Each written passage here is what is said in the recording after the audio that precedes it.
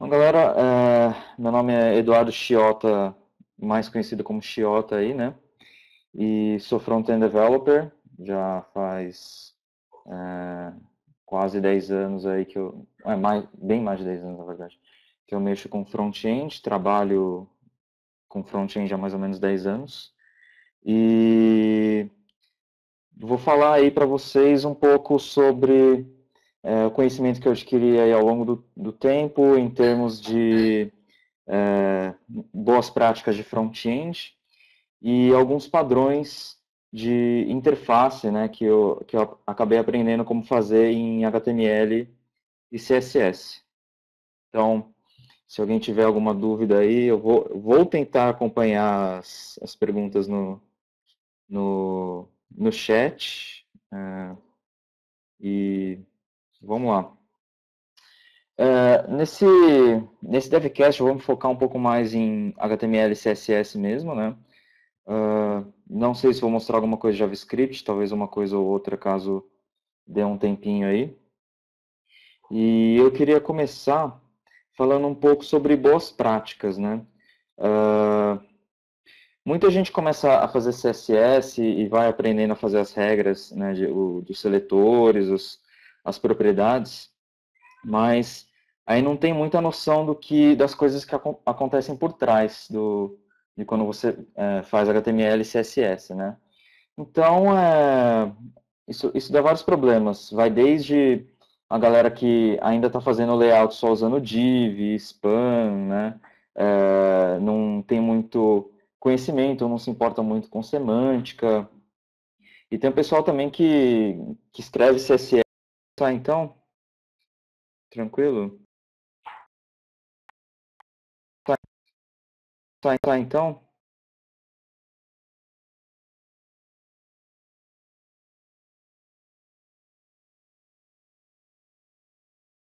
Um pouco aí na hora de compartilhar as coisas, a tela e tal, mas vamos aí, né?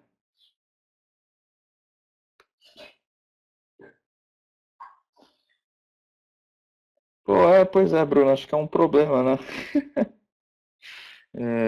Tem um Mac aí que ele tem uns problemas com Java e Flash, é um problema, né?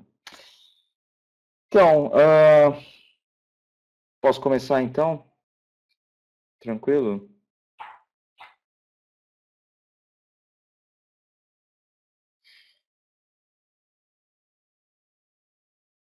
Ah, tudo bem, vamos lá. Bom, galera, meu nome é Eduardo Chiota, mais conhecido como Chiota aí, né? E sou front-end developer, já faz quase 10 anos aí que eu... bem mais de 10 anos, na verdade, que eu mexo com front-end, trabalho com front-end há mais ou menos 10 anos. E vou falar aí para vocês um pouco sobre o conhecimento que eu adquiri aí ao longo do tempo, em termos de boas práticas de front-end e alguns padrões de interface, né, que eu acabei aprendendo como fazer em HTML e CSS. Então, se alguém tiver alguma dúvida aí, eu vou tentar acompanhar as perguntas no chat. E vamos lá. Nesse devcast, vamos focar um pouco mais em HTML e CSS mesmo, né? Não sei se vou mostrar alguma coisa de JavaScript, talvez uma coisa ou outra, caso dê um tempinho aí. E eu queria começar falando um pouco sobre boas práticas, né? Uh, Muita gente começa a fazer CSS e vai aprendendo a fazer as regras, né, dos seletores, as propriedades, mas aí não tem muita noção das coisas que acontecem por trás de quando você faz HTML e CSS, né? Então, isso dá vários problemas. Vai desde a galera que ainda está fazendo layout só usando div, span, né? Não tem muito conhecimento, não se importa muito com semântica. E tem o pessoal também que escreve CSS, mas não tem muita experiência ou preocupação otimizar os seletores, otimizar as propriedades e tal. O div e o span não são semânticos, eles na verdade são um dos poucos elementos que não tem nenhum significado semântico.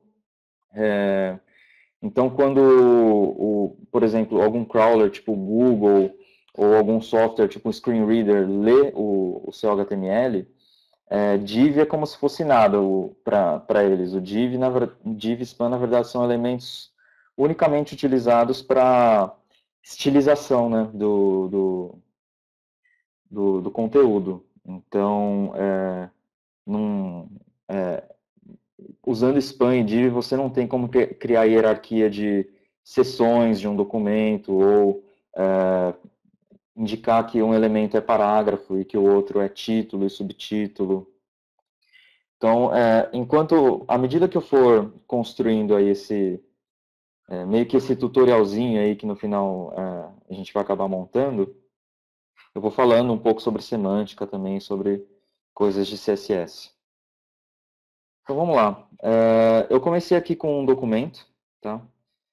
HTML.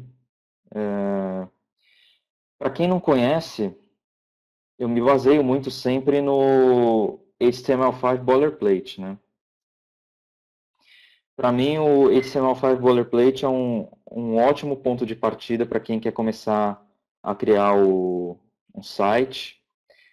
Ele tem vários estilos já pré-prontos, ele normaliza o CSS, ele já inclui várias tags de meta no head, ele já inclui os lugares certos para o JavaScript, tem até alguns scriptzinhos bash para compilar o JavaScript, compilar o CSS, né? Ele é bem legal. Então eu sempre parto mais ou menos dele. Na verdade eu já tenho meio que o meu próprio boilerplate, mas ele é muito baseado aí nesse HTML5 boilerplate, né? Então tem aqui o nosso HTML.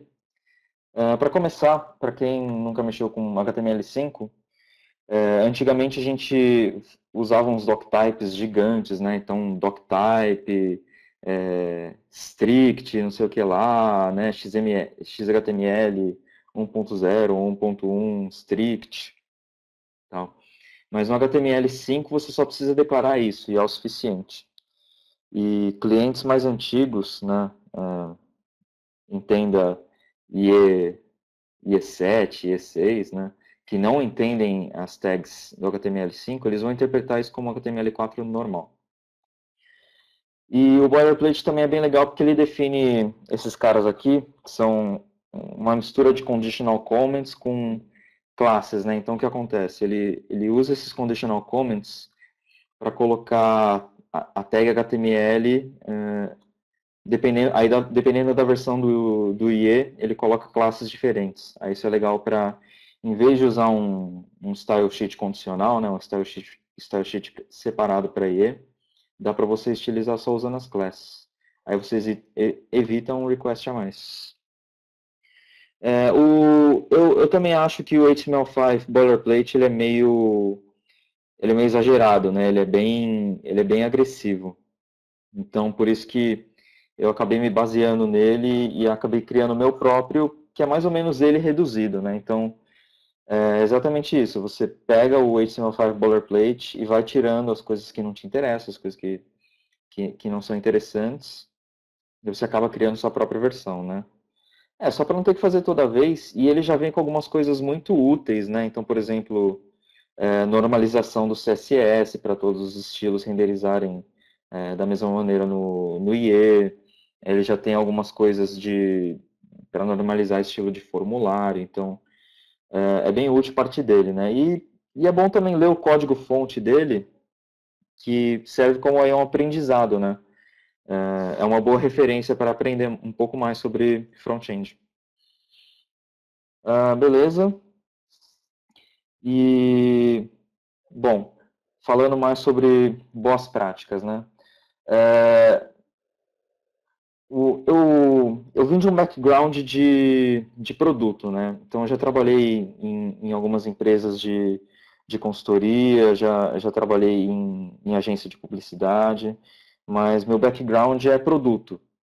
E quando a gente faz um produto, uma aplicação, e uma aplicação, se diz, por exemplo, uma rede social, ou um LinkedIn da vida, ou um Facebook da vida, você precisa se preocupar muito com orientação a objeto no CSS, com modularização, em manter uma boa performance, né?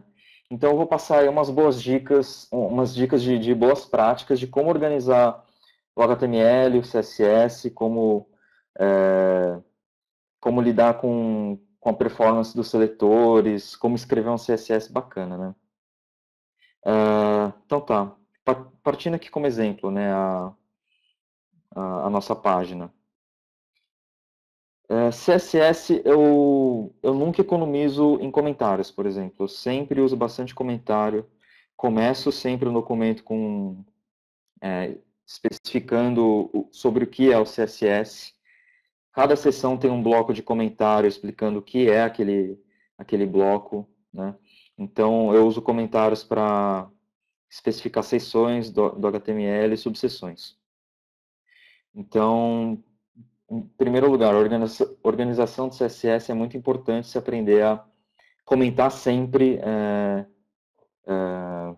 separar o documento em vários blocos, sempre explicar como os elementos funcionam, né? John Doe, não sei se é o nome de verdade e tal, mas eu estou trabalhando atualmente aqui no Brasil mesmo, infelizmente, mas estou trabalhando no Brasil na baby.com.br, tá? Sou front-end engineer lá. Emerson, comprimir CSS é exatamente isso, é você retirar os white spaces, todos os espaços necessários, todos os pontos e vírgulas desnecessários e deixar tudo numa linha só. Então você economiza bastante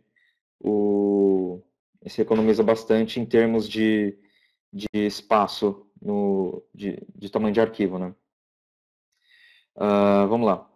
Então, eu sempre trabalho com comentários, ok? Para organizar o CSS. Então, eu vou usar como exemplo aqui, mostrar meu blog. Não sei se vocês conhecem preprocessors. Os preprocessors são bacanas por permitir um monte de coisa, mas vocês precisam tomar muito cuidado também, porque eles permitem que vocês façam muitas besteiras, né? Então, no meu blog eu uso preprocessors principalmente para separar os blocos do meu CSS em diferentes arquivos, né? Então, isso tudo poderia estar num grande arquivo só, aí, na verdade, eu separo em pequenos arquivos.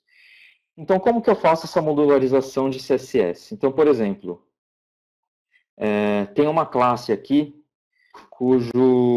que chama PhotoList. Eu vou até abrir meu blog aqui para mostrar exatamente como funciona.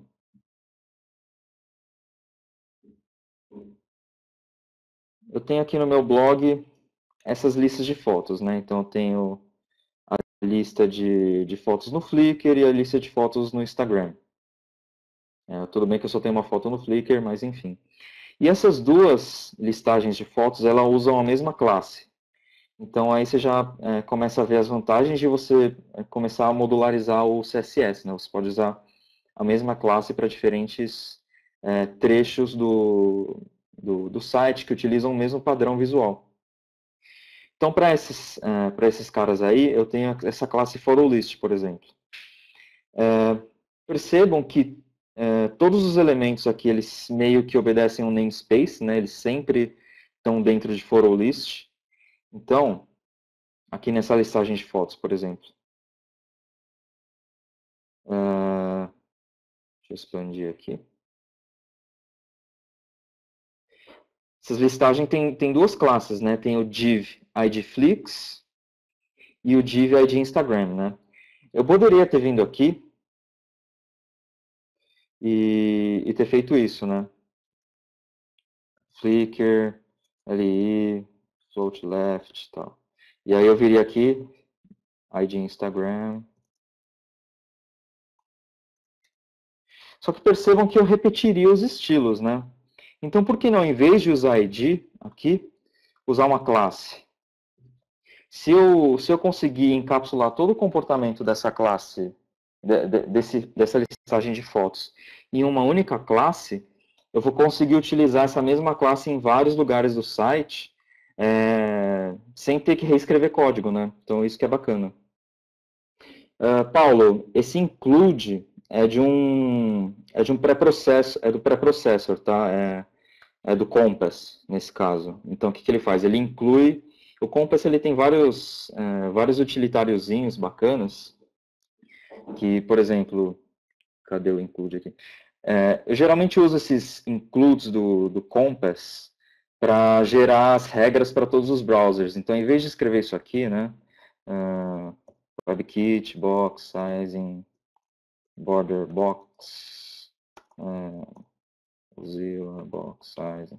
Em vez de ter que ficar escrevendo isso, esse utilitário que eu uso, Compass, ele me dá uns mixins já prontos para automaticamente, na hora que ele renderizar o CSS, na hora que ele comprimir o CSS, né, e processar, ele já coloca essas regras automaticamente, tá? Se vocês quiserem anotar aí, é essa ferramenta aqui, o Compass Style, e você pode usar tanto a sintaxe do SCSS quanto a sintaxe do SAS. Eu prefiro usar SCSS porque, enfim, é SCSS mesmo, né?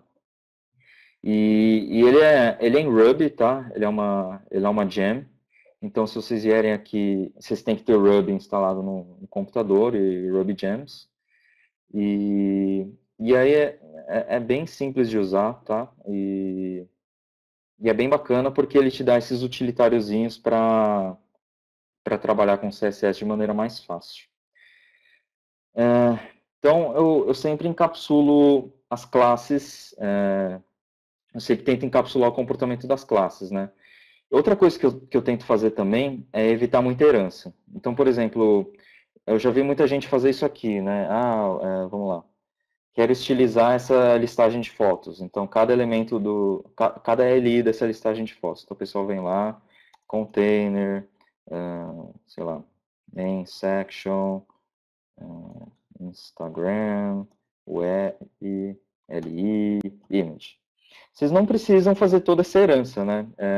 Inclusive, é sempre bom evitar toda essa herança, por quê? Porque fica mais difícil de manter o CSS, fica mais difícil de encapsular os comportamentos, né, dentro de uma classe só, e a performance dele é pior. Muita gente não fala de performance de CSS, né, porque acha que os gargalos estão sempre só, por exemplo, em JavaScript, né, ou no servidor, mas CSS pode gerar muitos gargalos de renderização, podendo impactar o carregamento das páginas em até 1 segundo ou 2. É muito fácil abusar, né, desses seletores e acabar prejudicando a renderização da página. Então, eu sempre tento manter uma regra de, no máximo, 3 níveis de herança, né? Então, aqui eu poderia ter escrito isso, né? For o list, o L, LI. Mas não precisa, porque com certeza toda LI que está no for o list está dentro de uma UL. Então, não preciso especificar esse cara. Aqui, por exemplo, eu posso até otimizar, né? Eu escrevi for o list, LI, A. Poderia ser for o list A. Eu vou até corrigir isso aqui e depois comentar para o meu layout do meu próprio blog, né? Então, evitar essas heranças.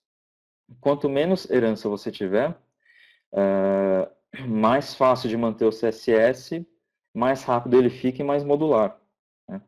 Então, essa é uma das boas práticas. O pessoal perguntou de OSS, né? OSS, que é uma técnica de desenvolvimento de CSS, que foi criada pela Nicole Sullivan, né, do Twitter Stubbornella. Ele é um conjunto de boas práticas para você justamente conseguir essa modularização, né? E aí tem se vocês quiserem entrar aí, oss.org, ele não é bem não é bem uma ferramenta, né? Ele é mais um guia de como você deve organizar seu CSS. A Nicole Sullivan junto com o... Deixa eu ver quem mais aqui. A Nicole Sullivan, junto com... Vou pegar o nome aqui.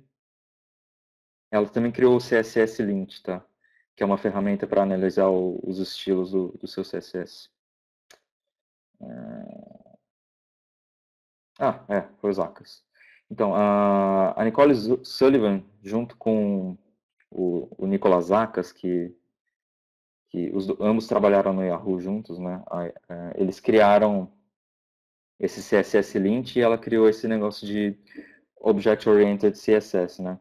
Então é um conjunto de boas práticas para você melhorar a questão de modularização do CSS, isolar o comportamento de template, de grid, né? Então tem várias regrazinhas aqui que ela implementa para manter o seu CSS mais modular, para manter uma arquitetura de front-end mais escalável, né? E ela trabalhou no Facebook e ela conseguiu reduzir muito o número de seletores e o tamanho total da página do Facebook, só usando esse tipo de abordagem, então é bem bacana. Mas eu não sigo muito o OSSS, eu sigo mais esse aqui, né? O Smack CSS, né? E ele também é um conjunto de regrazinhas para você seguir, só que é uma abordagem diferente, né? Ele separa os comportamentos de classes em vários tipos de comportamento, né? Comportamentos de base, comportamentos de layout, módulo, estado, e aí você vai criando várias classes para isso. Eu vou mostrar isso na prática depois, tá? Estou só dando um overview aqui. O tempo é curto, então tem que dar uma corridinha, né? Então, então, comentários, evitar muita herança, tentar usar sempre classe. ID, o ID é o seletor mais rápido que existe, sim. O problema é que o ID não é tão favorável a esse esquema de modularização e reutilização de estilos, né? Mesmo se você vier aqui no CSS Lint, uma das regras que ele não curte, por exemplo, vou colocar aqui, vai, Instagram, photo list, por exemplo.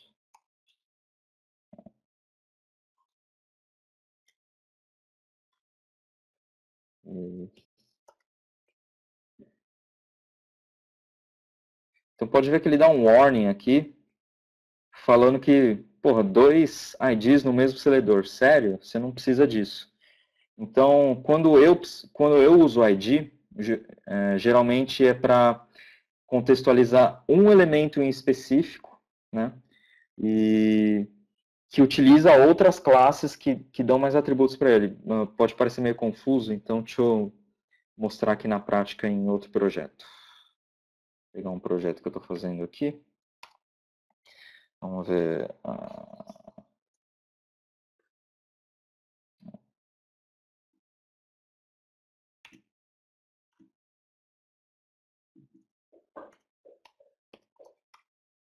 Então, por exemplo, aqui nesse projeto eu já estou usando pré-processors para separar os arquivos, tá?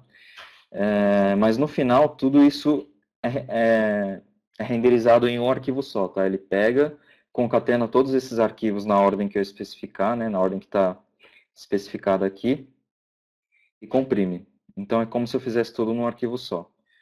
Aí, vamos lá.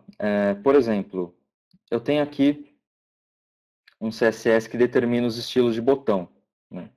Então, tem um botão de ação primário, que vai ser um botão vermelho, bem grande, chamando a atenção. Aí eu posso vir aqui, por exemplo, no HTML,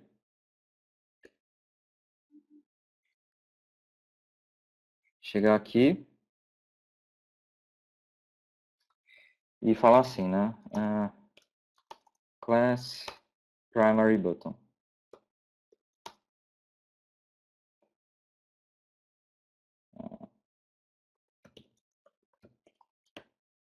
Então, todos esses estilos do botão, botão vermelho, com bordas arredondadas, todas as sombras, todas as decorações, vão ser aplicados nesse link.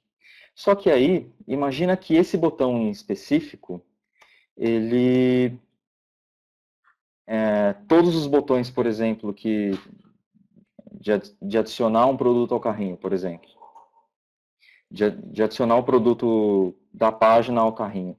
Todos esses botões, eles têm um comportamento no JavaScript e eles têm um ícone único, vamos dizer.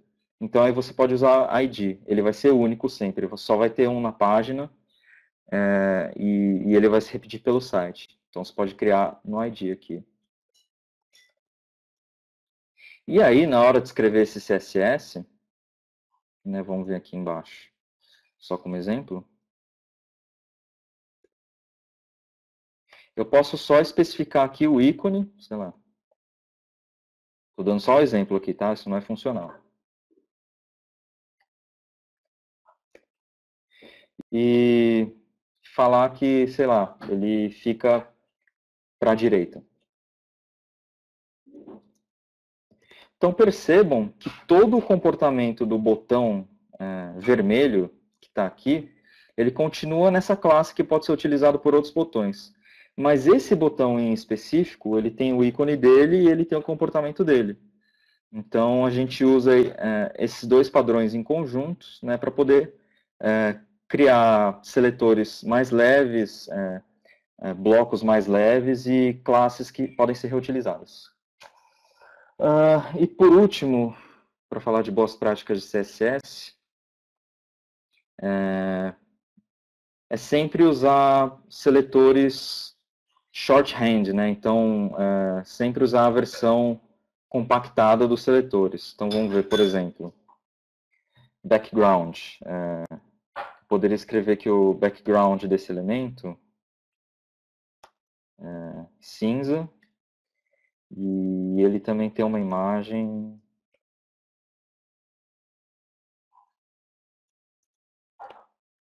e essa imagem não se repete. E o que mais? E a posição dela é assim.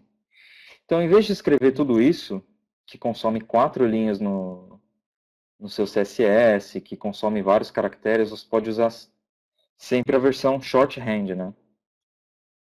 Então, cada conjunto de regras tem sua própria versão shorthand. E é só consultar aí uma documentação para ver qual que é o jeito correto de escrever. Né? A mesma coisa para fonte. Eu poderia falar que esse cara aqui tem um font size de 14 pixels, tem um line height de 21, que ele tem um peso normal e que a fonte ela é Geórgia. Se não tiver a Geórgia, é a serifa padrão. Em vez de escrever tudo isso, eu posso usar a versão shorthand também, né? Então é font style, normal, weight, normal, tamanho do corpo, entrelinha e o family. Então percebam o quanto de caracteres que dá para economizar escrevendo as regras dessa forma, né? Então é aí mais um exemplo de otimização de CSS. Eu posso comitar em algum lugar aí as configurações do meu Sublime, sim. Eu tirei um tempinho aí para configurar. E o Sublime é bem legal, para quem não conhece. Sublime é bem legal. Eu usava TextMate, deixei de usar para usar Sublime. E a vantagem dele é que, funcionam praticamente as mesmas coisas do TextMate, né, em termos de ter esquema de cores e bundles, né, e alguns pluginzinhos. E ele tem uma comunidade que está bastante ativa em gerar plugins para ele. Então, por exemplo, no meu Sublime aqui, eu tenho instalado o JS Hint automático, né? Então, se eu escrevo alguma coisa errada, e quando eu salvo, ele automaticamente já roda o JS Hint para mim e fala todos os erros. Ó, falta ponto e vírgula. Na verdade, isso deveria ser um assignment, uma chamada de função, né? Então, por exemplo, eu declaro alguma coisa aqui. Não, isso funciona. Por exemplo, esqueço o ponto e vírgula. Aí ele fala, ó, precisa colocar o ponto e vírgula e tal, né? Isso é bem bacana. Depois eu posso, sim, colocar as coisas que eu fiz no Sublime. Eu ainda não tive coragem de dedicar meu tempo para aprender as coisas de Vim, né? Quem sabe um dia. Vamos lá. Então, é isso aí. Tem bastante coisa ainda que pode cobrir, né, de boas práticas em termos de HTML e CSS, mas só para iniciar aí o assunto e instigar um pouco mais, né? Eu vou só falar sobre isso em termos de boas práticas e aí instigar a pesquisar mais sobre otimização de seletores. Uma coisa muito importante de seletores que eu não falei. Não sei se todo mundo sabe como funcionam os seletores, né? Então, por exemplo, você tem um seletor aqui, container section. E você tem um seletor aqui, container my section. Ou você tem aqui um container que usa, sei lá, o atributo data section my section. Né? Então, diferentes tipos de... Ou isso aqui, por exemplo. Section. Tá. Então, existem diferentes tipos de seletores, né, disponíveis aí. Alguns do CSS2, alguns do CSS3, né? Então, o que acontece? A resolução dos seletores no CSS, assim como quando você vai fazer os seletores lá no jQuery, por exemplo, é sempre da direita para a esquerda, tá? Então, o que acontece nesse caso aqui? O browser vai procurar todos os elementos que possuem a classe MySection, e desse conjunto de elementos, ele vai procurar quem desses caras tem o PyContainer, né? E aqui, por exemplo, ele vai pegar todos os elementos section e verificar qual deles tem o Py como ID container. E a partir daí você já pode inferir algumas coisas, né? Por exemplo, isso aqui. Isso aqui é muito ruim, porque ele vai pegar todos os elementos que tem no DOM, e aí de todos esses elementos ver quais tem quais são filhos de um elemento section e qual desses subconjunto são filhos do elemento ID container. Então isso aqui é péssimo para performance, tá? Inclusive se você vier aqui no JSLint e fizer isso, ele vai xingar, né? Ó, o seletor universal asterisco é lento, bem lento. E esse tipo de seletor aqui também é lento, tá? Porque, os browsers não são otimizados para ler atributos de HTML, né, que não são classe ou ID. E esses tipos de seletores geralmente usam expressão regular, que atualmente não performam muito bem, né? Então, se você inclusive usar seletores tipo esses aqui ou esses aqui, né? A performance é bem ruim.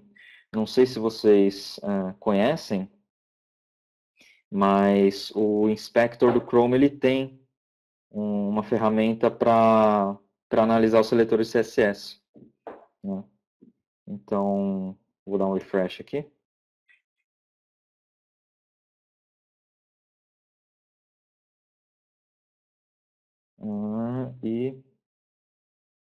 E ele analisa quanto tempo o browser demora para fazer a resolução de cada seletor. Então, se vocês tiverem aí dúvidas de como o seu site está performando em termos de seletores de CSS, dá para usar essa ferramenta do próprio Chrome, do Developer Tools. Beleza, chega de falar de boas práticas CSS. Vou, então, agora mostrar alguns truques, alguns truquezinhos de CSS, né, CSS, CSS3, para montar alguns elementos bacanas de user interface que geralmente são usados na hora de fazer um site, né? Então, por exemplo, fazer um botão bacana, fazer uma listagem de fotos, que mais? Fazer alguns efeitos com sombras, né? Ou, por exemplo, essa decoraçãozinha aqui que tem na página da HTML5 boilerplate, né? Essa sombrinha meio retrô. Então, eu vou falar sobre isso. E o Tanuri falou exatamente da primeira coisa que eu vou falar, que é utilizar os pseudo-elementos before e after para ajudar a estilizar aí de um jeito bacana o HTML. Então vamos lá, vamos começar aqui. Deixa eu carregar minha colinha aqui. Beleza. Então vamos supor aqui que a gente tem uma listagem de parágrafos no meu HTML. Então vamos separar aqui em sections. Vamos chamar essa seção aqui de... né? Então vamos lá. Usando pseudo elements como decoração. Então vamos supor que eu tenho uma lista de parágrafos de texto aqui. Então tem um parágrafo grande, um parágrafo pequeno e outro desse aqui. Beleza. Tranquilo, né? Renderizou o texto aqui, sossegadamente. Vamos adicionar uns estilos para esses parágrafos, para justificar, né, o uso aqui dos pseudo-elementos. Tá vendo que eu sempre tento separar meu CSS em blocos com comentários, como eu falei. Então vamos lá. Todos os meus parágrafos aí desse bloco, eles vão ter um padding, eles vão ter um background.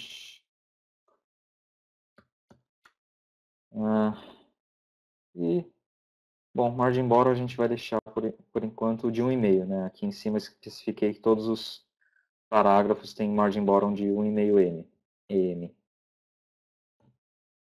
Então, beleza, né? Tranquilo. Adicionei um fundo aí no cinza para os parágrafos e um padding.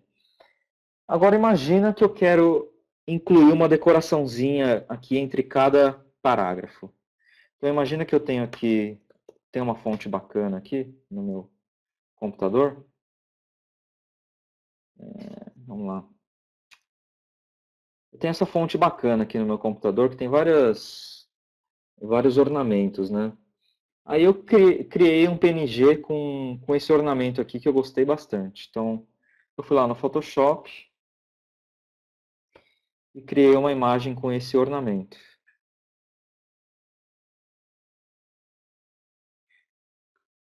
Tá? Isso dá para ver aí. Deixa eu colocar um aqui. Criei um PNG para ele, PNG 24. E eu quero... o Tanuri tá meio que fazendo spoiler aqui, porque eu vou mostrar esse negócio do papel curvado também. Beleza. E aí eu quero colocar essa imagem entre cada parágrafo, né?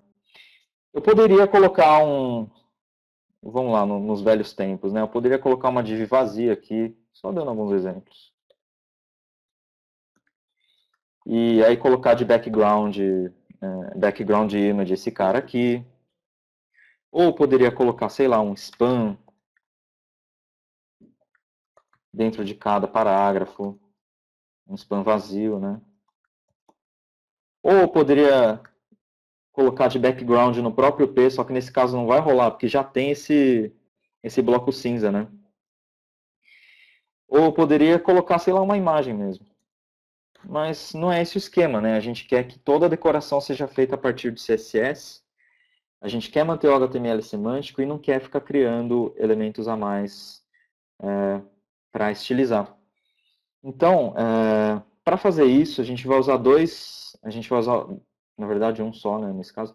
A gente vai usar os pseudo-elementos after e before. O que eles são, né? Eles são pseudo-elementos. Na verdade, eles não existem no nosso HTML, mas é como se dentro do nosso elemento a gente criasse um elemento invisível a mais que a gente pode usar para estilizar. Então, vou só dar um exemplo aqui. A gente tem esses parágrafos aqui. Então, o pseudo-elemento escreve assim, tá? O seletor aqui, 2 pontos, vamos colocar aqui before. E aí vamos dizer, por exemplo, que o pseudo-elemento tem a tag content, né, para gerar conteúdo no CSS. A gente fala que todo parágrafo antes vai ter esse conteúdo aqui. Vocês podem ver, ele gerou aqui o conteúdo que a gente colocou no CSS antes de cada parágrafo. E apesar de ser texto, como ele é um estilo, né, gerado pelo CSS, ele não é selecionável. Então, a gente pode usar esse cara aqui para colocar algumas coisas a mais nos nossos elementos. É como se fosse uma divisinha, né, um elementozinho dentro do nosso P. Então, por exemplo, a gente pode falar que ele tem display block inline, por exemplo.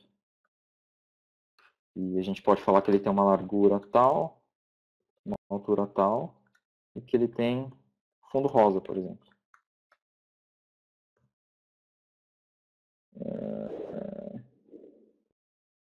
Perdão, inline block, né?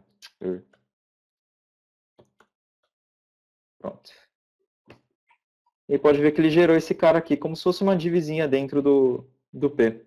Então a gente vai usar esse cara para renderizar o nosso ornamento lá. Então vamos lá.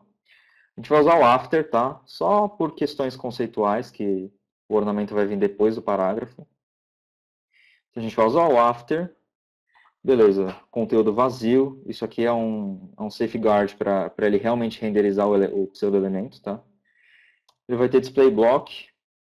O nosso ornamento tem 49 por 42.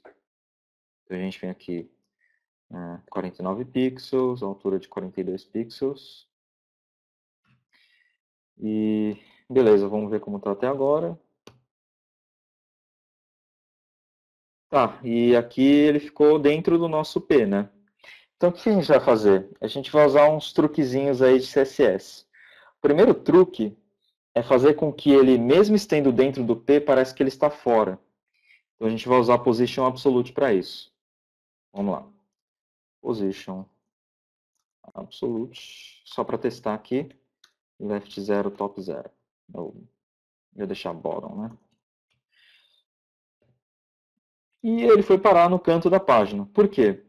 Porque ele está partindo como referência para o position absolute o primeiro pai, né? O primeiro ancestor, né? Que tem position relative. Se nenhum tiver o position relative, vai ser o próprio body. A gente vem aqui, dá um position relative no P.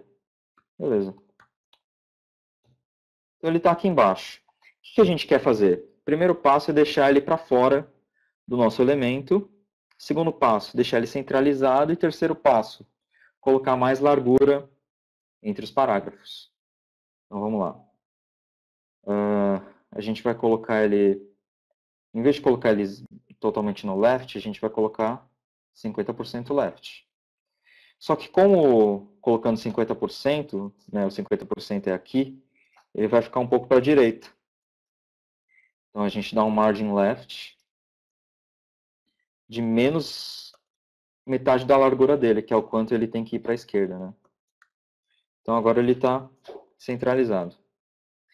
Segundo passo é deixar ele um pouco mais para baixo, certo? Como eu estou usando EM aqui para proporção, vamos lá, bem rapidamente.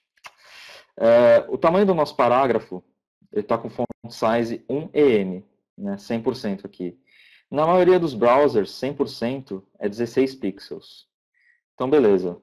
Um EM aqui no nosso caso representa 16 pixels, tá? Cada parágrafo está com 1,5 EM, pixels de margin bottom. Então, isso quer dizer que 16 pixels vezes 1,5 dá 24 pixels. Então, quer dizer que cada P está com margin bottom de 24 pixels. Então, e o nosso cara aqui, o nosso ornamento, ele tem 42 pixels. 42 pixels em relação a 16 pixels quer dizer que ele tem esse tamanho aqui, né, de 2.625 EM. Então vamos lá. Ele tem que ficar menos 2.625 EM para baixo do box. Pode ver que ele ficou certinho, né, aqui para baixo do box.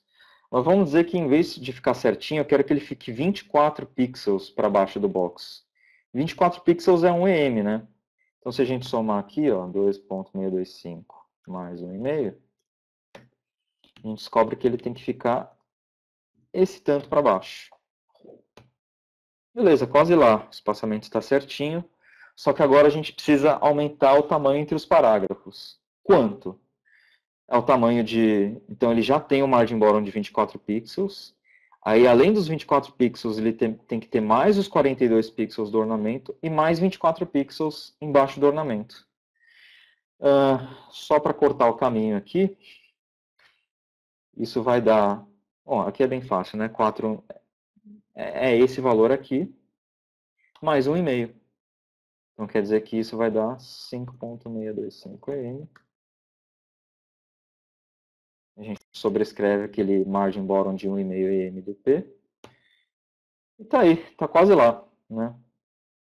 Obviamente, a gente tem que tirar esse background rosa bacana e colocar a imagem em si.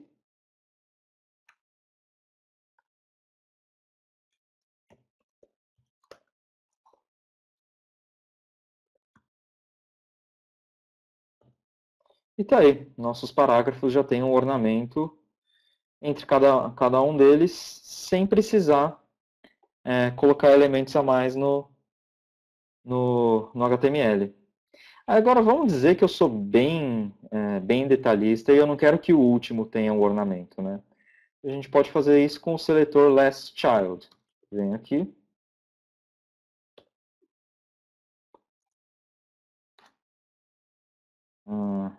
O último P. Ele tem um margin bottom de 1,5 EM mesmo, né? Que é o padrão dele. E aí eu falo que o after desse cara não deve ser mostrado. Beleza. Então, nosso primeiro truquezinho aí. Usar o pseudo element para organizar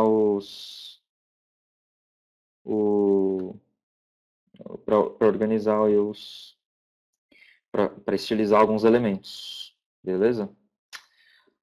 Segundo truquezinho que eu vou mostrar aqui é o de fazer listagem de elementos de bloco, né? Por exemplo, aquela listagem de fotos, por exemplo, do meu site aqui.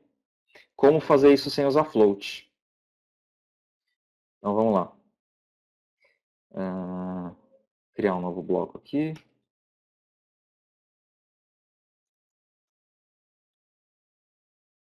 Opa, pseudo element, né? Vou chamar de floatless lists. Então vamos supor aqui que eu tenho uma listagem de fotos. Eu vou copiar e colar aqui no esquema na Maria Braga, vou copiar e colar um HTML já pronto aqui.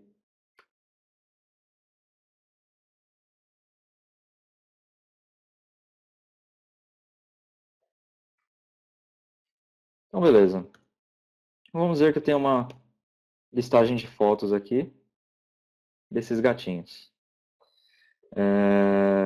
Eles não estão estilizados ainda. Eu vou mostrar duas versões dessa listagem, né? Uma versão usando float e uma versão usando inline block. Vamos lá?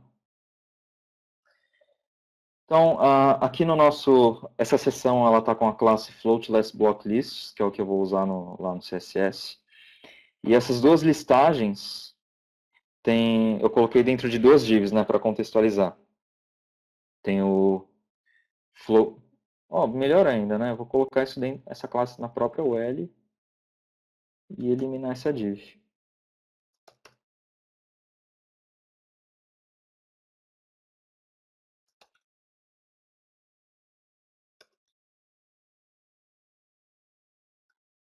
Eu já dei um spoiler aqui, mas deixa eu apagar isso aqui.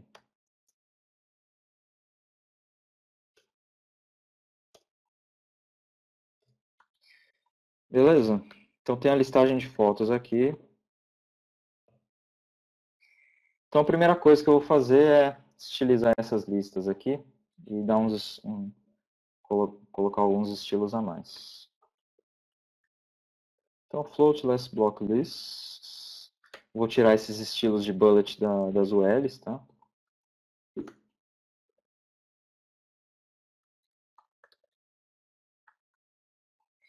E vou adicionar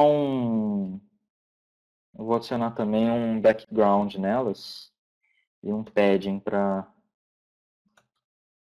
mostrar algumas coisas. Background. Colocar um margin bottom.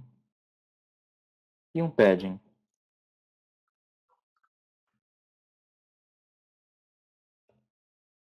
Tá? Beleza? As duas listas estão com background cinza. Agora vamos começar a estilizar as listas em si. Então, minha float list, que é a que eu vou usar com floats, é aquela coisa que todo mundo já conhece, né? Então, dá um float left nela e um margin right de 10 pixels, por exemplo. Beleza? Aí você já vê o primeiro problema dos floats, né? Que é o que causa confusão entre muita gente. O problema dos floats é que, como ele altera o fluxo do documento, o elemento pi acaba não conseguindo pegar a altura, né? Ele não contabiliza a altura desses elementos na hora de calcular a altura dele. Aí o que acontece? Acontece isso, né? Então é como se esses elementos não existissem e aí os próximos floats ficam todos ferrados e tal, né? Então existem várias maneiras de resolver isso. A primeira, que é a que vocês não devem usar, é colocar um div class clear, um div clear both, tá? Não façam isso, por favor. Ou div vazia com class clear. Também não façam isso. Várias soluções. Primeira, overflow alto. Funciona. Overflow hidden. Também funciona. Ou vocês podem usar o famigerado clear fix, né? Que é esse cara aqui. Geralmente eu não uso o nome clearfix, tá? Geralmente eu dou um nome um pouco mais semântico para ele. Mas, resumindo, né, seria que colocar um float list before, float list after, aí todos esses estilos aqui, aí clear both, né? Tem várias maneiras de resolver isso. Vamos ficar com overflow hidden mesmo, certo? Então a gente resolve aqui o problema do float. Beleza, bem straightforward, né? Acho que todo mundo já fez isso algum dia na vida. Mas geralmente o pessoal que usa float acaba esquecendo que existe uma propriedade chamada inline block, né? Por que as pessoas esquecem do inline block, né? Porque, enfim, ele não funciona no IE7. E isso é uma grande pedra no sapato, para não falar um termo pior. Mas, pelo menos nos últimos projetos que eu trabalhei, eu sei que não é privilégio de muitos, Mas nos últimos projetos que eu trabalhei, eu já pude eliminar o IE7 da lista de browsers suportados, até porque a porcentagem está bem baixa, tá? No projeto que eu estou trabalhando agora, é coisa de menos de 1%, é 1% no máximo, e, e aí a gente já pôde decidir não suportar o IE7 porque é muito trabalho para pouco retorno, né? Então vamos lá. Aí existe essa propriedade inline block. O que o inline block faz? É exatamente o que o nome diz, né? Ele se comporta como um elemento inline, como se fosse um texto, mas retém propriedades de block, como margin, padding, altura e largura. Então ele casa bem com a nossa listagem aqui de fotos de gatinhos. Então vamos estilizar aqui. Eu estilizei o float list, vou estilizar o floatless list. Então vou vir aqui falar que ele tem, em vez de float left, ele tem display inline block, tá? E com margin right de 10 pixels. E teve um resultado totalmente diferente, né? Não sei se vocês conseguem ver aqui, mas tem dois problemas. O primeiro, que é mais óbvio, as coisas estão alinhadas por baixo e não por cima. E o segundo ponto é que, vou até abrir o inspector aqui para mostrar melhor. Por ser um elemento inline, né, por ser como se fosse um texto, tá vendo aqui na margem? Ele, além da margem, esse laranjinha aqui à direita, ele também conta o espaço em branco entre cada elemento. Então, isso pode gerar inconsistências no layout em relação ao float, né? Como resolver isso? Vamos resolver então o problema das coisas alinhadas por baixo. Como são elementos inline, existe uma propriedade que muita gente confunde quando está aprendendo CSS, que é o Vertical Align. O Vertical Align não é para alinhar uma div dentro de outra div no meio, embaixo ou em cima. Infelizmente, não dá para fazer assim. O Vertical Align é para o alinhamento do texto em relação ao baseline do texto, né? Então, aqui, por padrão, ele está alinhado ao baseline, né? Mas se a gente vier aqui, por exemplo, digitar middle, ele alinha pelo meio. Então, seguindo a lógica, se a gente fizer o Vertical Align top, ele alinha pelo topo. Então, tá quase como a gente quer, né? Quase como se fosse uma listagem float. Mas aí o problema é que tem os espaços em branco entre cada LI, né? Que é como se fosse texto. Aí tem um truque bem bacana, uma galera pode não gostar porque suja um pouco o HTML, tá? Mas um truque bem bacana é você usar comentários HTML para eliminar o texto entre cada um. Então, se a gente tratar todo esse espaço entre cada LI como se fosse um comentário, na hora de renderizar, ele renderiza como se uma LI tivesse colada na outra.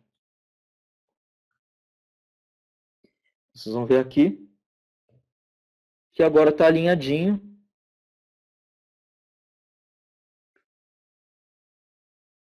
E está com o espaço certinho.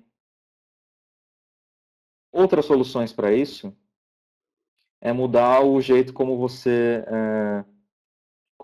coda sua lista. Então, por exemplo, você podia fazer isso aqui, ó. Fazer uma LI, terminar e começar uma do lado da outra. Gera o mesmo efeito. Aí é uma questão de gosto, né? É uma questão de gosto.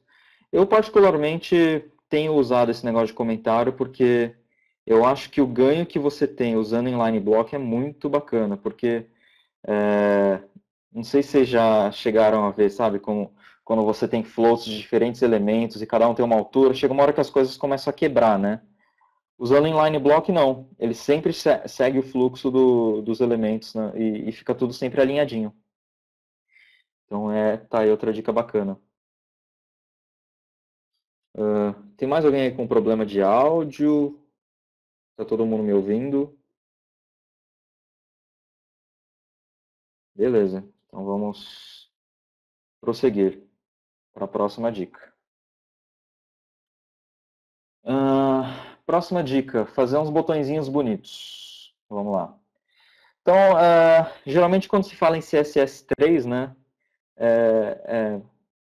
primeira coisa que a gente pensa, né, cantos arredondados, gradiente, sombra, botão.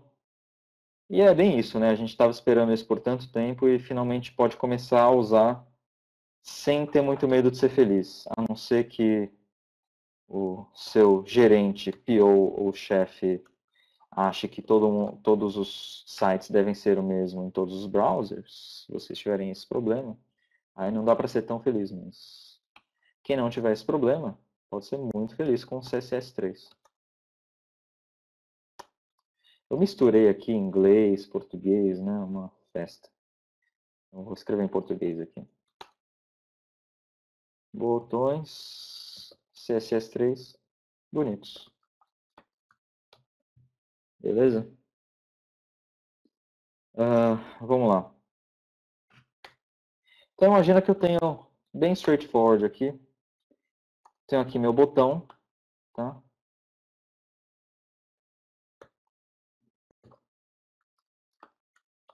Ó, de novo, eu escrevi em inglês sem perceber. Festa.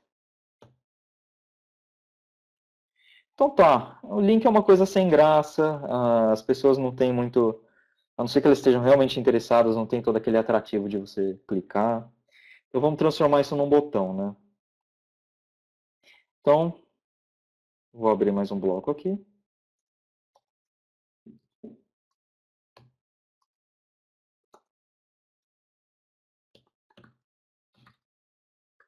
E vou chamar esse botão de botão bonito, Pretty BT. Primeiro passo, vamos colocar uma cor nele, vamos tirar os elementos que fazem ele parecer um link, colocar um background, transformar num botão bem básico, né? Então a gente pode colocar aqui um background, isso aqui dá um vermelho bonito, colocar uma cor branca, tirar o underline,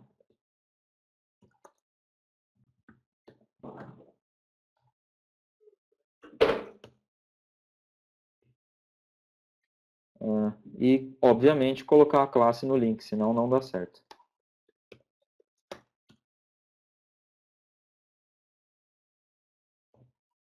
Beleza, não está muito bonito, mas está um pouco mais com cara de botão. Vamos continuar aprofundando isso. Para deixar o texto menos colado aqui no botão, a gente vai colocar uma altura nele, usando line height. Vai colocar um pouco de padding. E aí a coisa já melhora só um pouquinho. E a altura? Line height só não resolve. A altura é para, enfim, colocar a altura no botão e o line height é para centralizar o texto verticalmente nesse botão, né? Opa. Não. Assim, como ele é um elemento inline, né? Como por enquanto ele é um texto, ele não pega a altura. Então a gente tem que fazer aquilo, declarar como display inline block. Beleza, agora aparece mais um botão. Uh,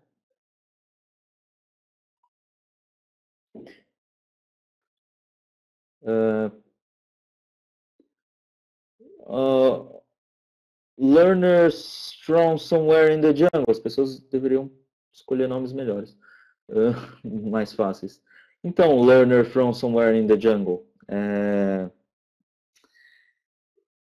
Sim, existe uma diferença entre links e botões em termos de arquitetura de informação, em termos de visual patterns, né? Mas geralmente pode ser que alguns botões sejam call to action, mas ainda sejam links, né? Então a gente pode gerar links que funcionam como call to action e estilizar só com CSS3 sem precisar usar a imagem. Então vamos lá, né? Vamos partir para o básico do botão e colocar um border radius nele. Aqui, border radius 5 pixels. Vou também colocar uma fonte bold nele. para ficar mais call to action ainda. Beleza, tá bem mais com cara de botão. Parece inclusive um daqueles botões novos que o Google anda usando, né? Mas a gente pode deixar um pouco mais com Visual Candy, né? Com aquele atrativozinho que só o CSS3 faz por você. Então, o que a gente vai fazer? Agora partindo então, para uns estilos mais complexos. Vamos colocar aí... eu gosto de usar um truquezinho, né?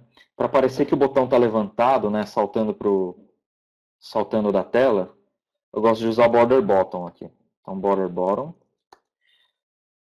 Sempre numa cor um pouco mais escura que o botão do texto, para dar a impressão de 3D.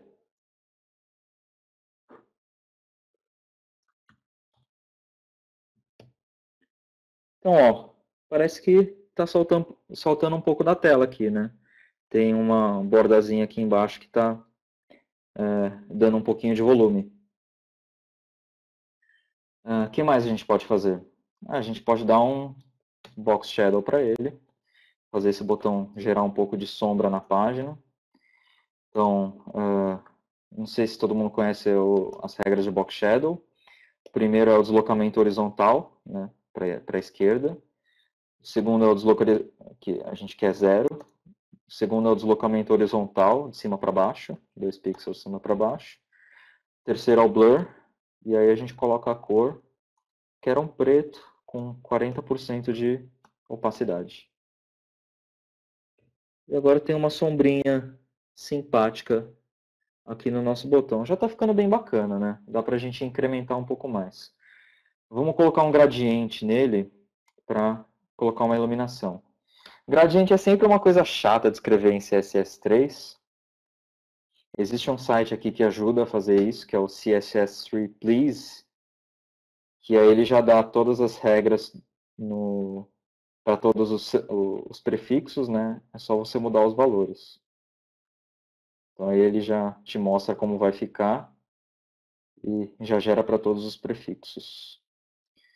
Ou, se você estiver usando um pré-processor como Compass, né, é só usar os mixins dele. Mas vamos fazer na mão. Então eu quero um gradiente linear, que comece do topo. Ele vai começar aqui com essa cor. Aí ele vai passar para o vermelho final que eu coloquei ali em cima.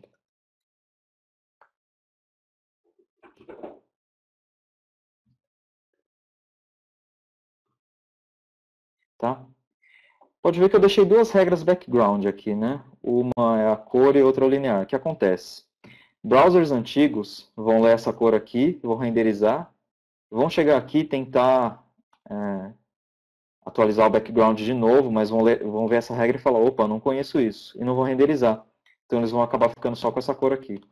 Os browsers mais novos, eles vão renderizar essa cor, depois eles vão chegar aqui e falar, opa, um gradiente, né? Vou substituir aquela cor lá em cima. E vão renderizar o gradiente. Só que como não é uma regra muito estável ainda, né? Ela não, na spec dela da W3 ainda não tem uma estabilidade muito boa, tem que colocar todos os vendors prefixos. Então vamos lá. Um para o WebKit, outro para o Mozilla, outro para a Microsoft Internet Explorer e outro para o Opera. Gosto de alinhar esses caras aqui para ficar bem visual.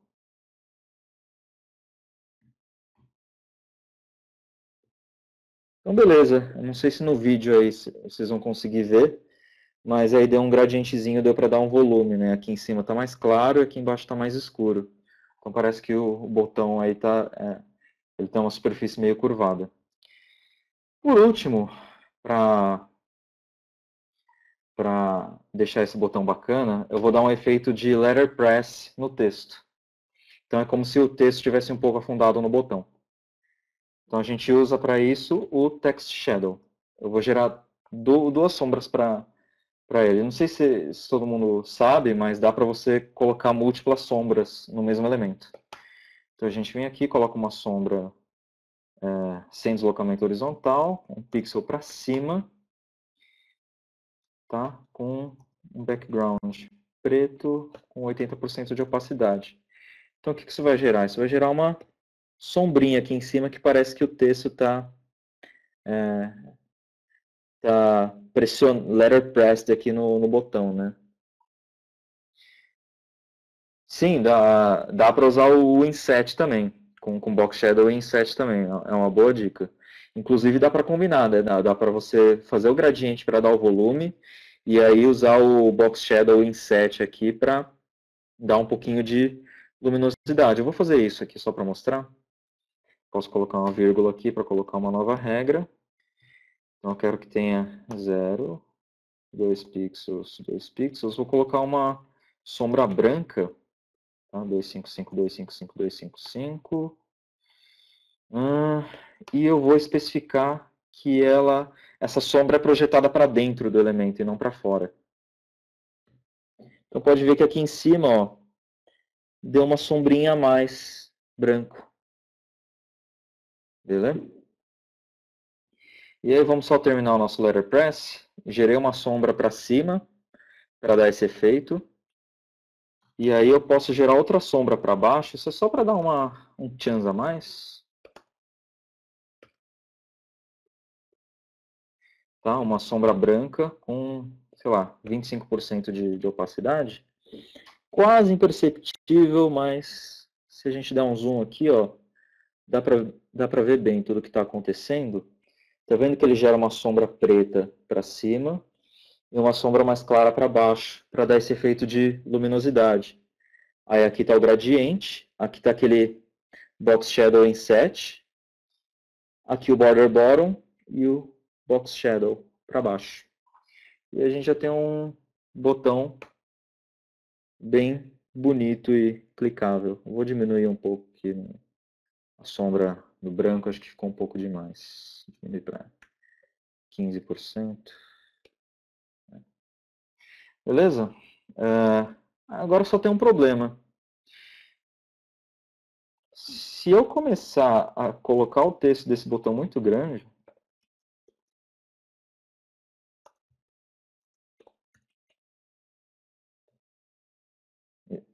realmente um texto muito grande, vocês vão ver que aqui quebra a linha, né?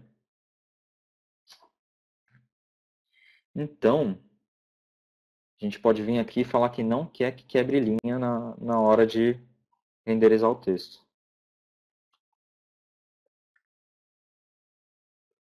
Tá?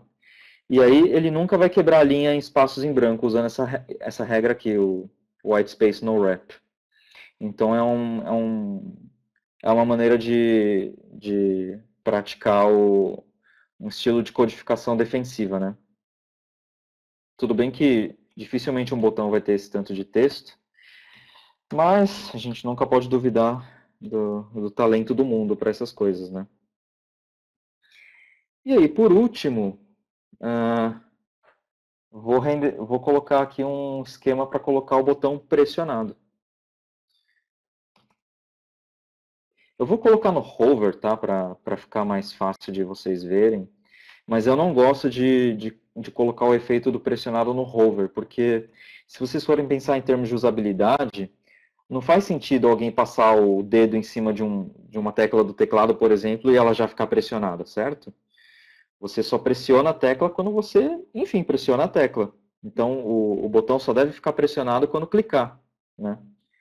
Mas beleza, eu vou mostrar primeiro no hover, só para mostrar bem como que isso pode acontecer. Então, o que a gente quer? Primeiro, quando o cara clica quando o botão está pressionado, não tem essa sombra, certo? A gente pode tirar essa sombra, então. Então, quando eu passo o mouse em cima... Então, o Diogo, ele deixa mais interativo, mas será que você não está tentando fazer coisas que parecem bacanas, mas no mundo real não faz sentido em termos de usabilidade, né? A gente, como front-end developer, e muitos de nós como designers, né, a gente quer colocar bastante efeito nas coisas, bastante decoração, mas se a gente for fazer uma analogia com o mundo real, não faz muito sentido, né? Inclusive, se você pensar no iPad, por exemplo, um botão desse, não tem hover, né? No iPad você não tem a regra hover, porque você não passa com o dedo em cima do botão e ele ativa a pseudoclasse hover, né? É mais no Active mesmo. Então, o legal na hora de você fazer o hover é você mudar a cor do botão, você mudar o estilo do texto e não fazer com que ele pareça pressionado, né? Então, até para exemplificar aqui, a gente pode colocar que ele muda a cor, por exemplo. Dá um feedback, não é tão bonito quanto, mas, sei lá, na minha opinião é meio estranho você passar o mouse em cima de um botão e ele já ficar clicado, né? Vai de gosto, mas eu acho que em termos de usabilidade é melhor colocar no Active. Mas, enfim, vamos continuar aqui no Hover, só para exemplificar. Então, eu tirei a sombra para parecer que está pressionado. Na verdade, né, se eu tirar o Box Shadow, ele vai tirar o Box Shadow inset lá de cima. Então, na verdade, o que eu preciso fazer é replicar a regra e só deixar o inset.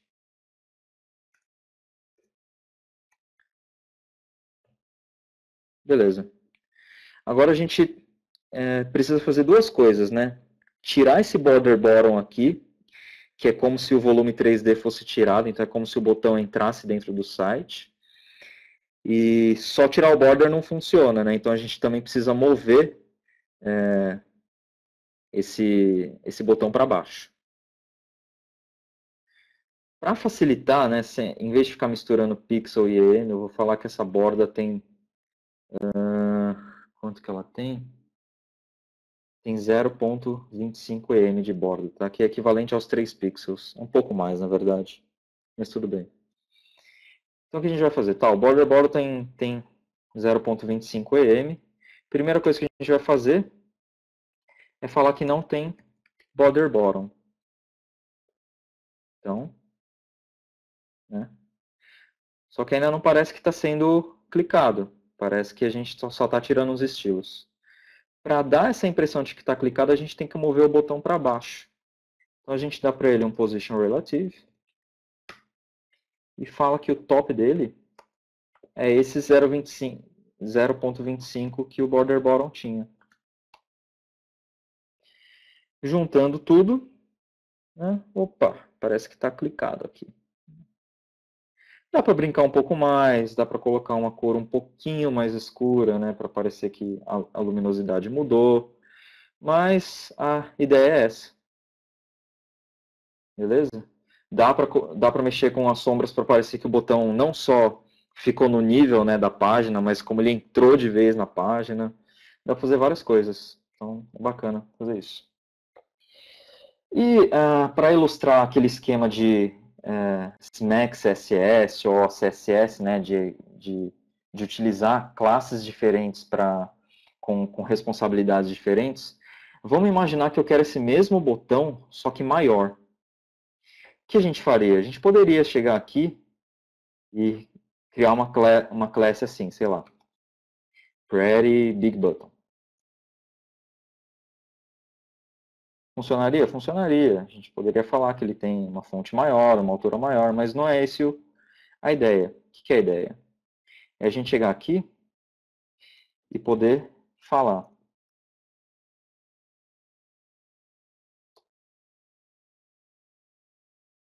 que esse botão, além de um botão bonito, é um botão grande. Porque o que acontece? Se eu criar outros botões com outros estilos, eu posso aplicar a mesma classe falando que é um botão grande, e aí vai funcionar tanto para o Pretty Button quanto para outros estilos de botões que eu criar. Então vamos lá. Vou vir aqui. Opa. Criar alguns botões de decoração.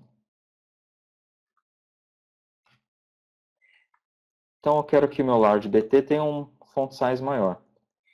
O font size está em 1M, né, que é o padrão. Eu quero que ele tenha o dobro do tamanho, um large BT.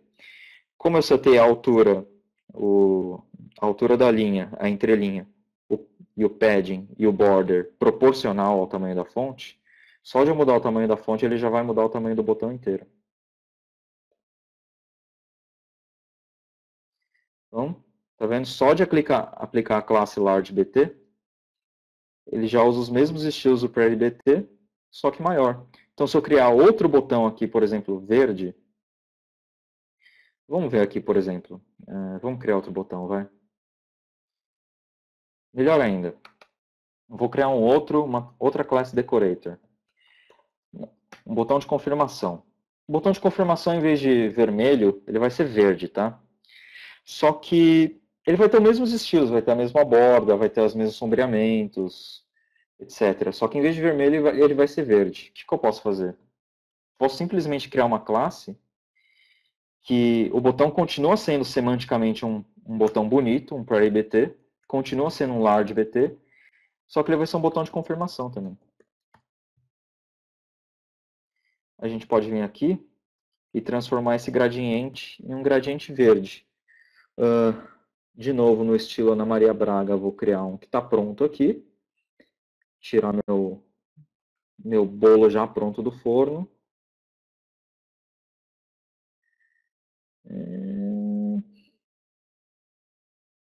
Tá? E pronto. Aí, ó. Então a gente pode, inclusive esse Confirmation BT pode ser aplicado para outros estilos de botão. Então é esse tipo de, quando você usa, é até engraçado, né? A gente pode fazer uma analogia com alguns conceitos de programação como Solid, né? E orientação a objeto e trazer para o mundo do CSS. Então você tem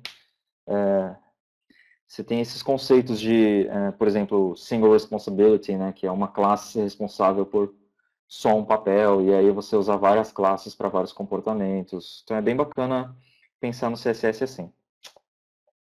Eu vou só fazer mais dois efeitos, porque, enfim, já deu bastante tempo aí de devcast. Espero que ninguém esteja dormindo aí. Vou fazer aquele truque lá do esquema da Polaroid. Vou mostrar aqui live como é que funciona, que é o que tem no meu site, né? Pegar um post que tem imagem. Sim, o Active no lugar do Hover, bem lembrado. Agora tá certinho, né? Só quando clica aqui que ele ativa.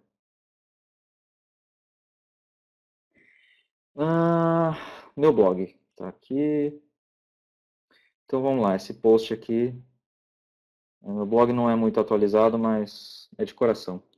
Então vamos fazer esse efeito aqui, que é o de efeito Polaroid com as pontinhas levantadas aqui.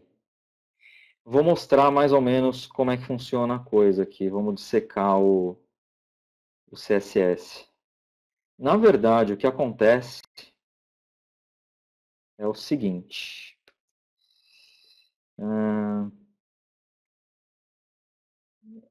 Vou deixar isso aqui invisível. E o figure vai ficar sem background. Olha aí, qual que é o truque? O truque é você gerar duas sombras usando pseudo elements before e after e usar algumas regras de CSS de transform, no caso skew e rotate, para distorcer esses dois elementos e fazer com que eles fiquem inclinados. Deixa eu ver se dá para mostrar aqui. Se eu tirar as regras de skew e rotate, ó, na verdade, o que eu tenho? Eu tenho dois pseudo-elements com... Aqui. É como se fosse duas divs quadradas aqui, né? É o before e o after. Aí a gente aplica umas regras para inclinar e rotacionar para a direita e para a esquerda. E aí quando a gente coloca um background e uma imagem por cima, a gente tem a impressão de que isso, na verdade, é uma sombra curva, né? Ele fica escondidinho aqui atrás. Então, vamos lá fazer isso passo a passo. Vou criar... Opa! Aqui. Botões. Eu estou fazendo tudo isso aqui, aí depois eu vou passar... Eu vou já fazendo um jabá também. Vocês podem me seguir no Twitter, @Chiota, sem o E, é só @Chiota.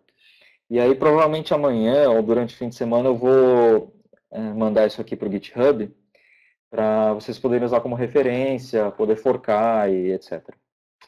Beleza? Então, não se preocupem aí de ter que ficar assistindo o vídeo de novo. É legal assistir o vídeo para ver e tal, mas eu vou deixar isso no GitHub público.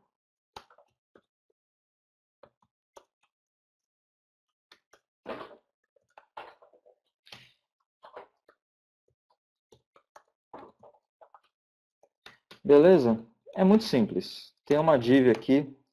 Se você quiser semântico, pode ser um figure. Vamos deixar figure? Vou dar o nome de classe Polaroid. Dentro desse elemento Polaroid, ele tem a imagem do gato Oliver.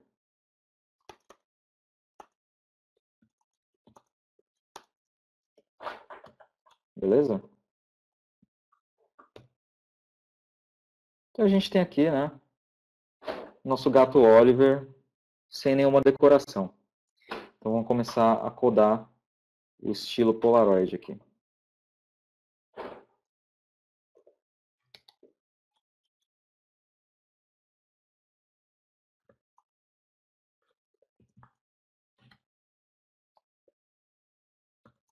Bom, o primeiro passo é dar uns estilos bem básicos aí, né? Quero dar um background para essa div.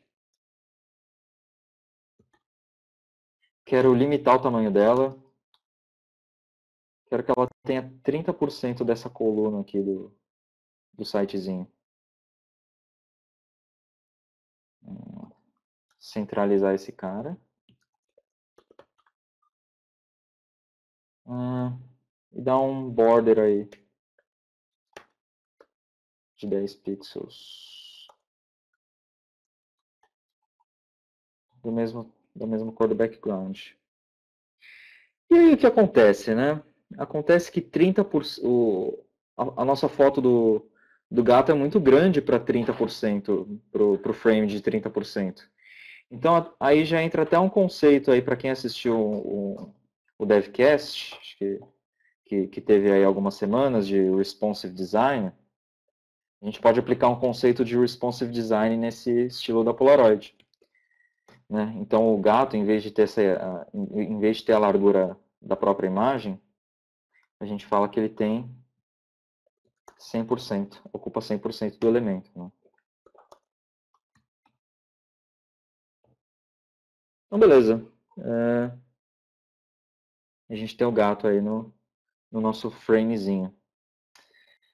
Vou colocar uma regra aqui, não sei se todo mundo conhece essa regra, que chama box sizing. Não sei aí qual que é a idade da galera, quanto tempo a galera começou a fazer front-end, mas no bom e velho tempo do IE 5.5, IE 6, o IE tinha um box model diferente dos outros browsers, né? Então o que acontece? Geralmente você tem a largura de um elemento, e aí você tem o padding e o border, né? E geralmente o padding é somado à largura tem mais a largura do elemento, e aí o border tem não, deixa eu explicar melhor aqui. Imagina que esse cara aqui ele tem 60 pixels, né? Então você fala que essa imagem aqui tem 60 pixels. É melhor mostrar, né? Não sei porque eu fico aí me matando. Então vamos pegar como exemplo aqui essa imagem. Eu vou falar aqui no meu CSS que ele tem 60 pixels. 100, vai. 100 pixels de largura. 100 pixels de altura. E aí eu vou falar que ele tem um padding de 10 pixels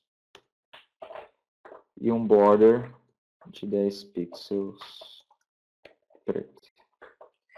Então o que acontece, né? Hoje em dia a gente está acostumado com isso, mas no box model antigo do IE, o que acontece? Quando você colocava padding e border, ele ia para dentro do elemento e não para fora. E por incrível que pareça, esse é o comportamento mais certo, né?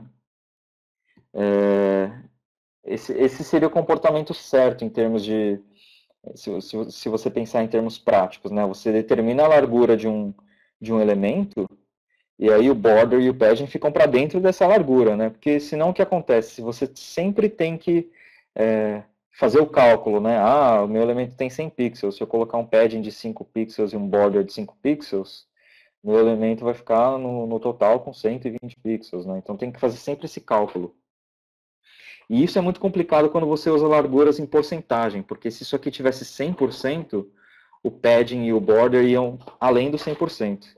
Então existe essa regra que chama box sizing, que você pode determinar qual que é o box model do seu elemento. E você pode falar que ele é border box. O que acontece? Ele cai para o velho box model estilo IE. Então isso tudo aqui tem 100 pixels, incluindo o padding e o border. Então quando você trabalha com porcentagem, é bacana declarar essas regras. Ainda precisa declarar com o prefixo Mozilla, né? Mas é o único prefixo que vocês precisam usar. Beleza, temos a borda. Vou dar aqui um box shadow só para dar uma decoradinha.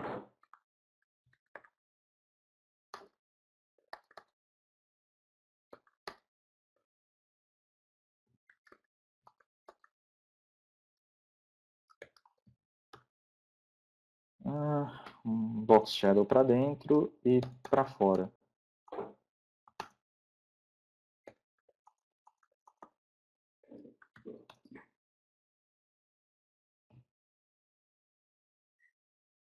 Beleza, agora ele está com uma sombrinha aqui embaixo, né?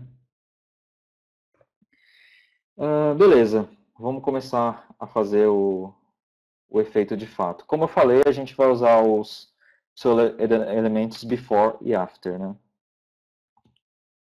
Então vamos lá, before. Vou aplicar primeiro os elementos que são comuns aos dois.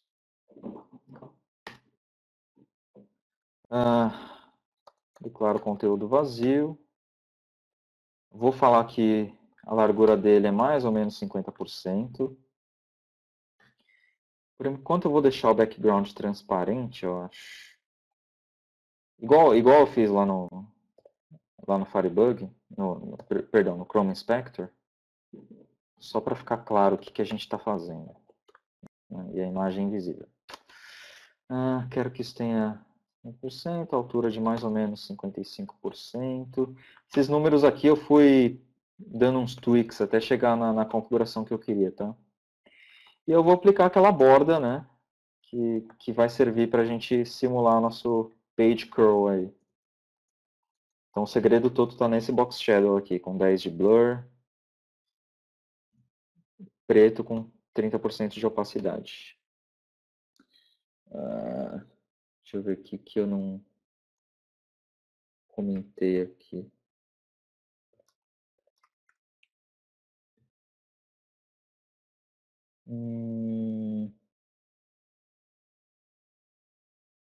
Tem o image com opacidade 0. Sim, acho que eu preciso tirar essa... Vou tirar esse shadow aqui para ver se ajuda.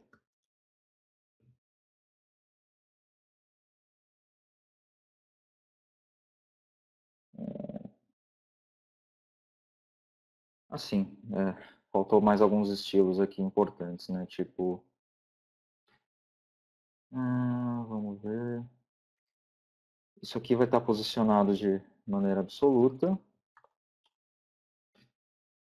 Vou deixar ele aqui embaixo. Deixa eu ver se eu estou fazendo certo aqui. Aparentemente não. O que mais falta? E um position relative nesse cara.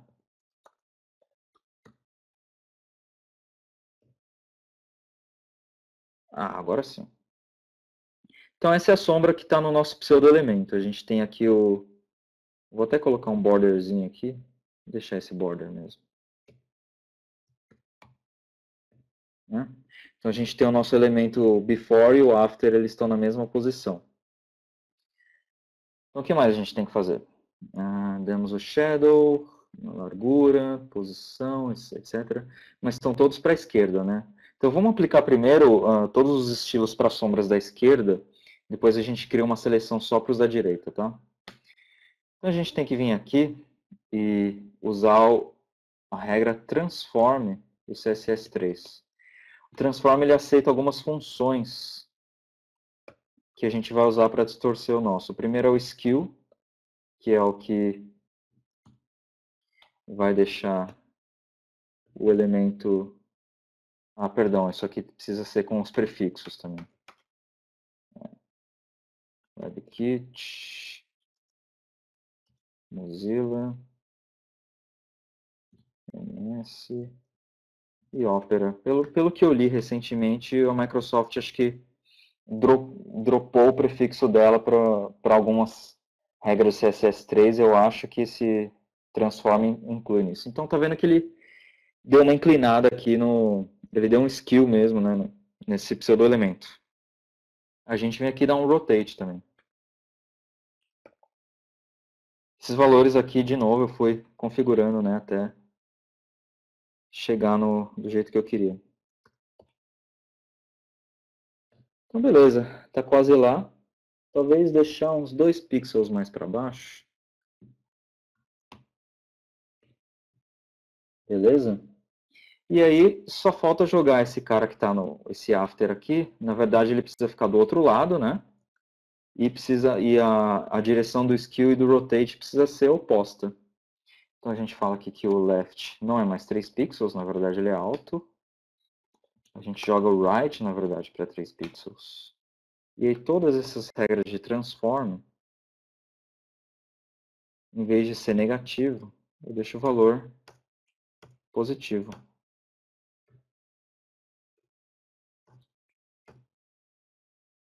Vamos voltar aos estilos aqui que eu coloquei só para a gente visualizar.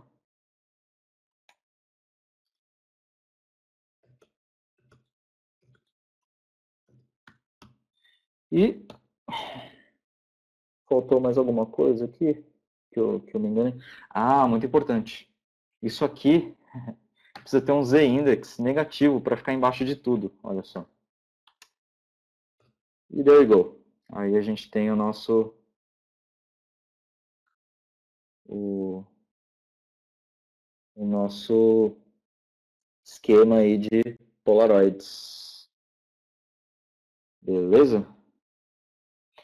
E aí, só para fechar, a gente já se estendeu bastante, bem mais do que eu pensei que ia durar, mas só para fechar, que eu falei que eu ia fazer no começo, agora eu não posso quebrar a promessa, né?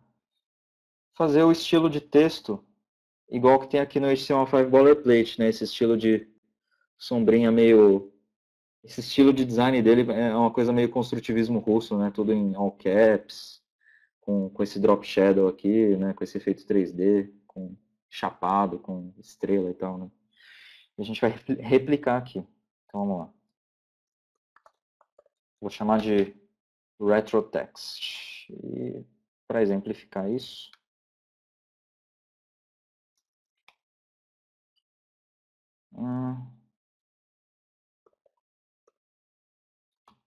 criar só mais um bloco aqui. Aí eu vou criar um parágrafo. Vou chamar de classe retrotext.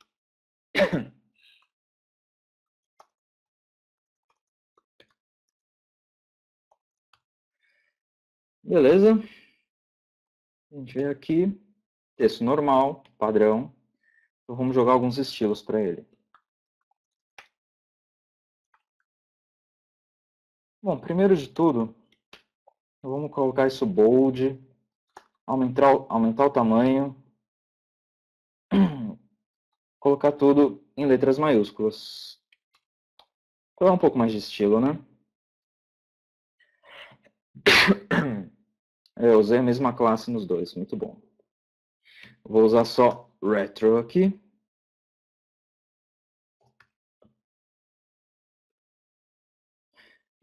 Não está muito retro ainda, né?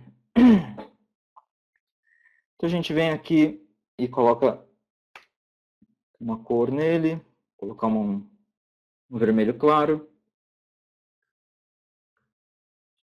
Beleza? E para gerar esse efeito 3D, é um truque muito simples. A gente vai usar vários text shadows empilhados. Se a gente viesse aqui, desse um text shadow com um deslocamento de 1 pixel para a direita e 1 pixel para baixo, sem blur, colocar um vermelho um pouco mais escuro, como esperado, vai gerar uma sombra aqui, certo? Se a gente continuar jogando esse text shadow com mais distância em relação ao texto,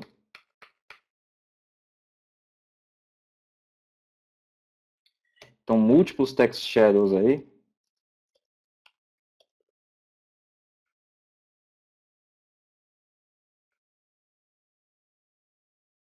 então eu apliquei 6 text shadows nesse cara, cada um com 1 pixel de distância do outro, e vai ver que dá esse texto com efeito 3D. Acho que na verdade a gente devia mudar aqui, né?